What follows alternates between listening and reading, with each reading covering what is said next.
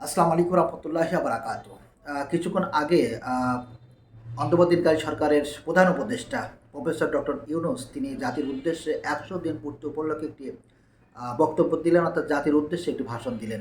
এবং সেই ভাষণে গত ১০০ দিনে তিনি কি করেছেন তার একটি আপনার আ স্বল্প আলোচনার মাধ্যমে তিনি জাতির সামনে তার একটি খসড়া তিনি তুলে ধরলেন। আমি ১ম থেকে শেষ পর্যন্ত আ তার দেওয়া এই ভাষণটা আমি খুবই আপনার আ লক্ষ্য করে দেখলাম, শুনলাম এবং এনালাইসিস করার চেষ্টা করলাম। তবে এর মধ্য থেকে আমার কাছে যেইটা প্রধান পয়েন্ট আউট হলো সেটা হচ্ছে যে বাংলাদেশের মানুষের সবথেকে প্রধান এবং অন্যতম যে সমস্যাটা সেটা হচ্ছে আপনার দ্রব্যমূল্য। এইটা কিন্তু আ আ তার এই আপনার দীর্ঘ বক্তব্যে কিন্তু এইটার ব্যাপারে তিনি কোনো সুনির্দিষ্ট কোনো তথ্য কিংবা সুনির্দিষ্ট কোনো পদক্ষেপ তিনি আমাদের সামনে তুলে ধরেননি, যেটা আমাদেরকে আসলে হতাশ করে।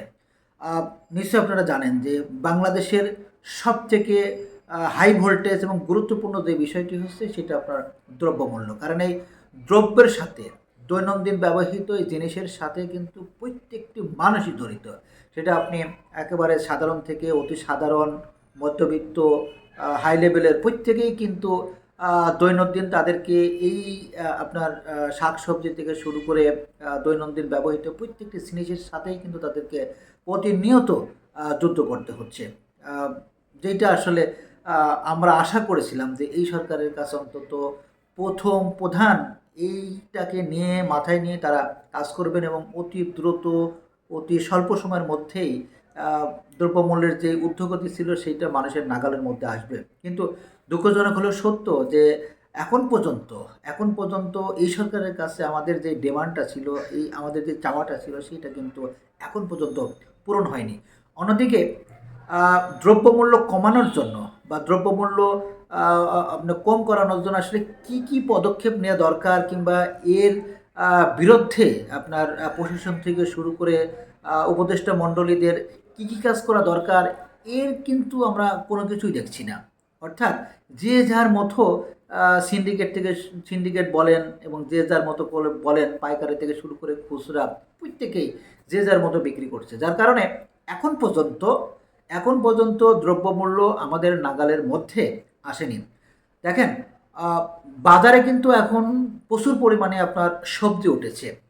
আপনারা নিশ্চয়ই জানেন যে শীতকালে প্রত্যেকটা সবজির কিন্তু প্রত্যেকটা সবজি কিন্তু অ্যাভেলেবেল পাওয়া যায়। সেই হিসেবে আশাই করা যায় যে এই সময়ে এসে দ্রব্যমূল্য আ অত্যন্ত আ অনেক বেশি হারে কম পাওয়ার কথা। কিন্তু দুর্ভাগ্যজনক হলেও সত্য যে অ্যাভেলেবেল বাজারে গেলে আমরা কিন্তু অ্যাভেলেবেল সবজি দেখছি। অ্যাভেলেবেল সবজি থাকার সত্ত্বেও দাম কিন্তু আমাদের নাগালের মধ্যে নেই। অর্থাৎ দামের ক্ষেত্রে গিয়ে কিন্তু মানুষ এখন পর্যন্ত নাবিশ্বাস।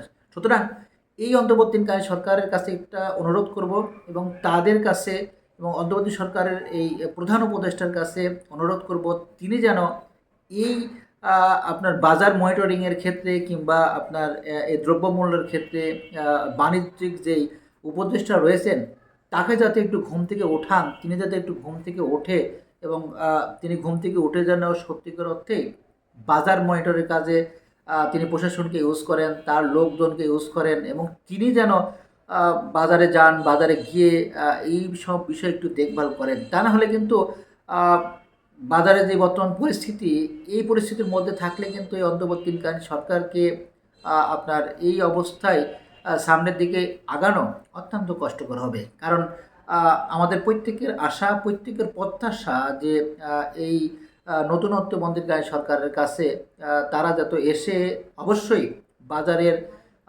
মানুষের সবথেকে প্রধান এবং অন্যতম যে সমস্যাটা সেটা হচ্ছে দ্রব্যমূল্যের দাম।